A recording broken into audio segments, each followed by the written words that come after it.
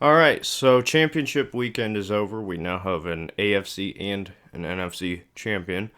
And the Super Bowl is set. It's going to be the San Francisco 49ers against Kansas City Chiefs.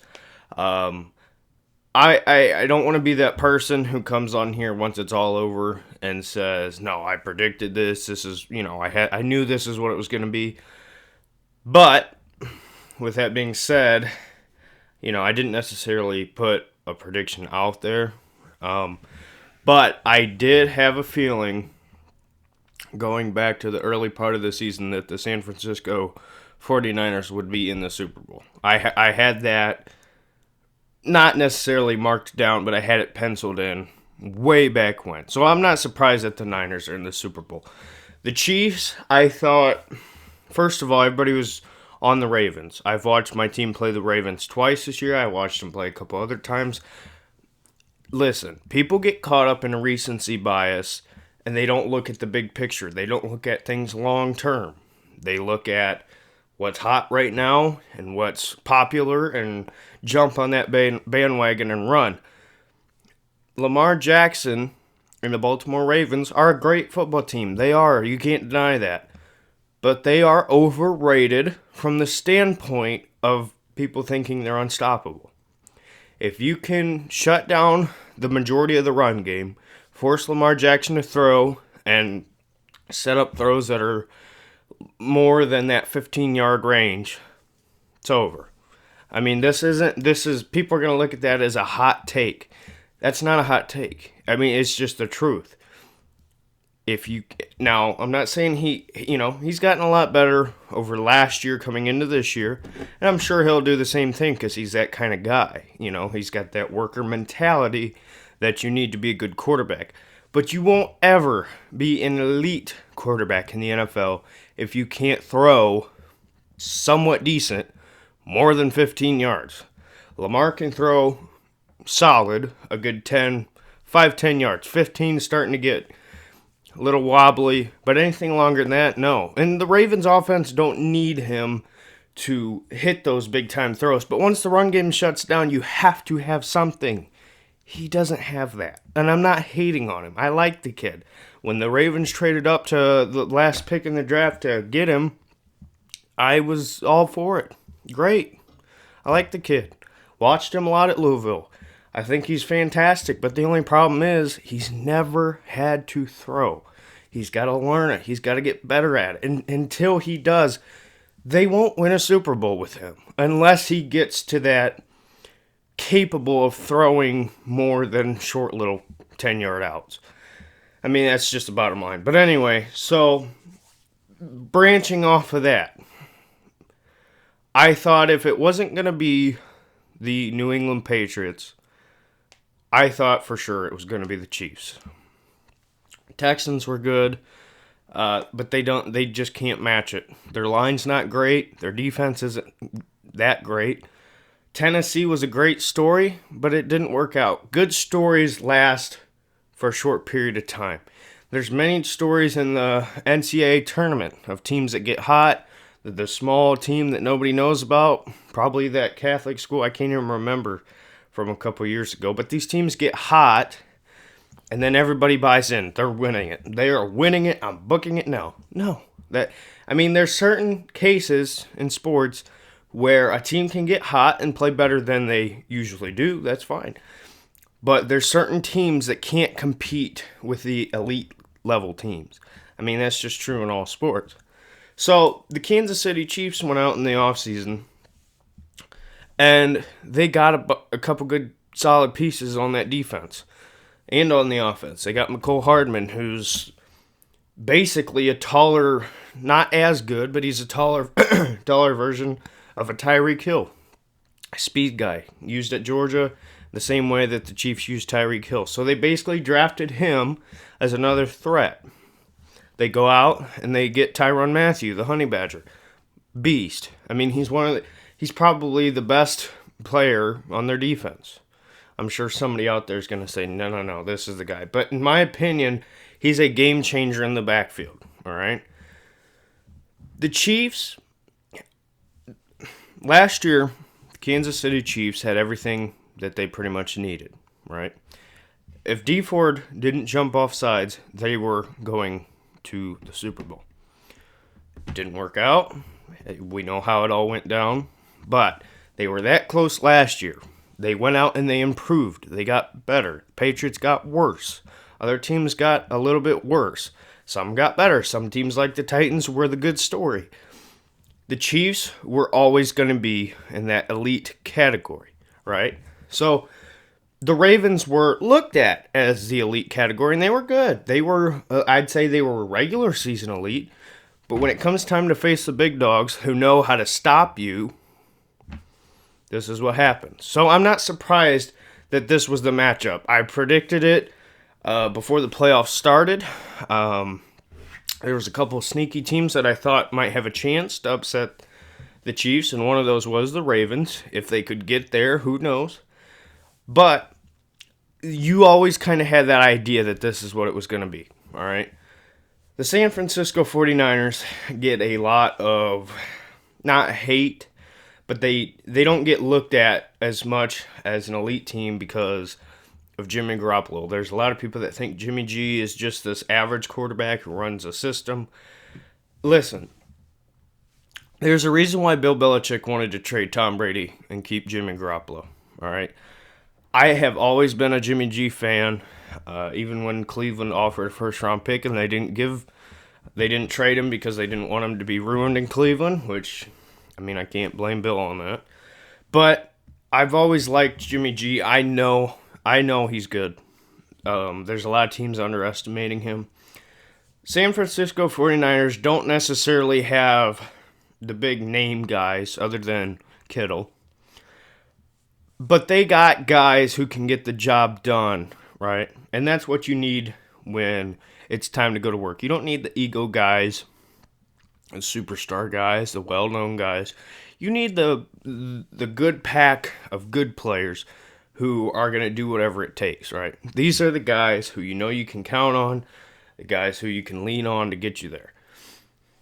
The Super Bowl this year, people are talking today on First Take, Undisputed, all these ESPN FS1 shows, that Patrick Mahomes might be the greatest quarterback of all time when it's said and done. And actually, I don't disagree with that. I think he's on path to get his name in that race.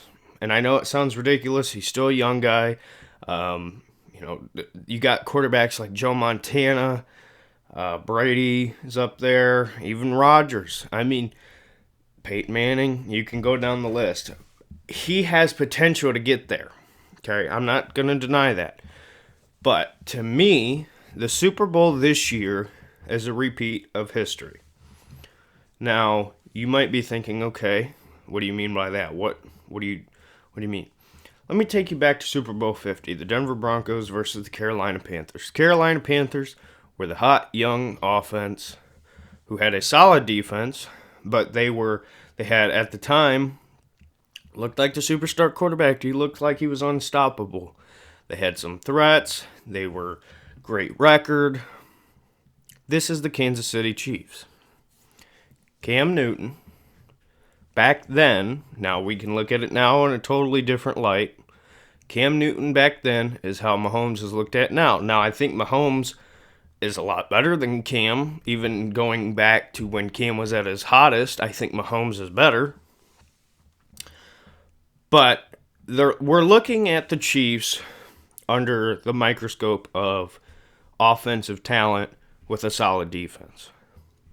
The Denver Broncos went into that year with a lot of people writing them off. A lot of people saying there's no way that they can stop this Carolina offense. Carolina was just unstoppable. They were rolling. They had a superstar quarterback. They had all these pieces. Von Miller and those guys can't stop them. What happened? Defense wins championships. The Denver Broncos then are the San Francisco 49ers now. 49ers have a lot of talent on that defense, a lot of superstar veteran guys like Richard Sherman. You can put him with an Aqib Talib at the time in Denver.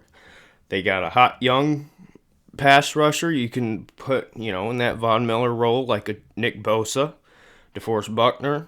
Dee Ford, you got all these guys. Their offense, the Broncos' offense, didn't need Peyton Manning to be lights out. They needed Peyton Manning to not make mistakes. They needed Peyton Manning to make the simple passes, have a solid run game, and rely on the defense. This Super Bowl is a rematch of Super Bowl 50 with two different teams. History repeats itself, people.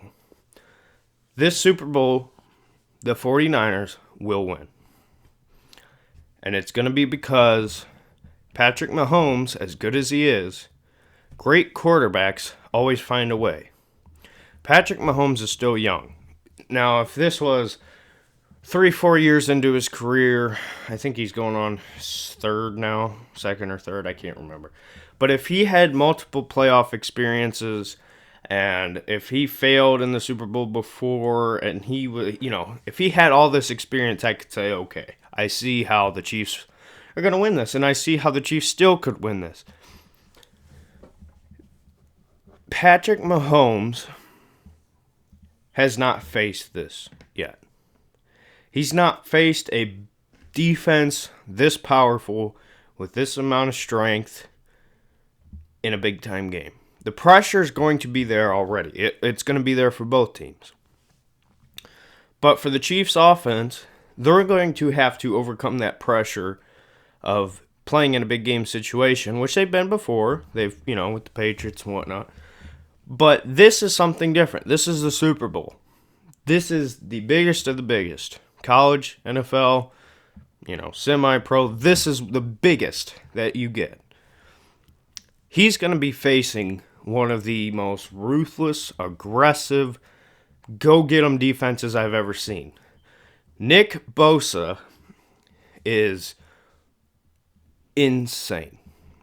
Everybody looks at Robert Saleh as this savior defensive coordinator that is some kind of genius. He might be good, he might be solid. But what Saleh is really doing is he's saying, okay, front four, go. And then drop back in some sort of zone coverage. Or man on the outside, but usually it's zone. A quarterback has to wait for things to set up. If his guy's dropping back in zone and there's guys kind of just in the area, and your front four is gunning, this forces a quarterback to make a tough decision, throwing in a tighter window than he would like. This is the same thing as the Broncos defense was. They're going to go into the Super Bowl. They're going to be fired up. That's one thing that Saleh brings. He's going to fire them up. They will be gunning. And as great as Patrick Mahomes is, he won't be able to overcome this. People, this is going to be the same thing. I guarantee it. And you're already starting to see it on a Monday after Super Bowl was finalized. I guarantee you what's going to happen, and if I'm wrong, I'll be wrong, but what's going to happen is the Chiefs are going to get frustrated. The defense is going to be dominant. Jimmy Garoppolo is going to be like a Peyton Manning. They're not going to need him to be some kind of superstar quarterback. They're going to need him to be solid, not make too many mistakes. And they're going to need the run game to be decent. Get some guys open, get that play action rolling, get a zone run offense, get a couple yards, kill you by 1,000 cuts. Their defense is going to be gunning. Their offense is going to be methodical. The Niners will win the Super Bowl. Now, for the Chiefs to win the Super Bowl, their defense is going to have to make some plays. They're going to have to get Jimmy to make a couple mistakes. Like I said, that's all the Niners really don't need him to do, is not make a bunch of mistakes. If the Chiefs can get, like Tyrann Mathieu, if they can get an interception out of him, get him back in good field position, get down, score, change the flow of the game, then they could have a chance. If anybody can stop a defense like this, it's going to be somebody of Mahomes' caliber with Andy Reid. But we were saying the same thing about Cam Newton and Ron Rivera. I'm telling you, the Niners won't be the hot pick, because the game now is an offensive game. Everybody's in love with offenses and quarterbacks and running backs and superstar receivers. 49ers went out and got Emmanuel Sanders, a solid veteran who can beat you over the middle. He can do a lot of things. You can use him as a weapon. They went out and drafted Deebo Samuel, speed guy, same thing like Emmanuel Sanders. To me, he is a young Emmanuel Sanders, but faster. Guy who can beat you over the middle, can beat you with speed, can beat you with his brain. He's smart, good route runner. You got George Kittle, who can do everything. I mean, this is what it is. Kyle Shanahan might be overlooked because the guys like McVay and all those guys. Kyle Shanahan, to me, is probably the best young coach in the NFL right now, because what he understands is the same thing that Gary Kubiak understood in Denver. You rely on that defense, you let them do what they do, don't make mistakes offensively, and the job will get done. That's just what it is. I just think that's how it's going to go. History repeats itself. And the same people that said Carolina is unstoppable are going to be the same people who are saying that the Chiefs are going to blow this one out. Mark my words, the San Francisco 49ers will win the Super Bowl, and Nick Bosa will be the Super Bowl MVP. All right, so with that being said, go ahead and like, comment, subscribe. Tell me how I'm wrong, because I already know popular choice is going to be pick Mahomes and the Chiefs. And by the way, if I'm being dead honest, I really don't care who wins. I like both of these teams. I want Mahomes to have a great career. I like the kid. I'm just telling you how I think this is going to go. And to me, history backs up my take. So let me know, and I will see you in the next video. Bye.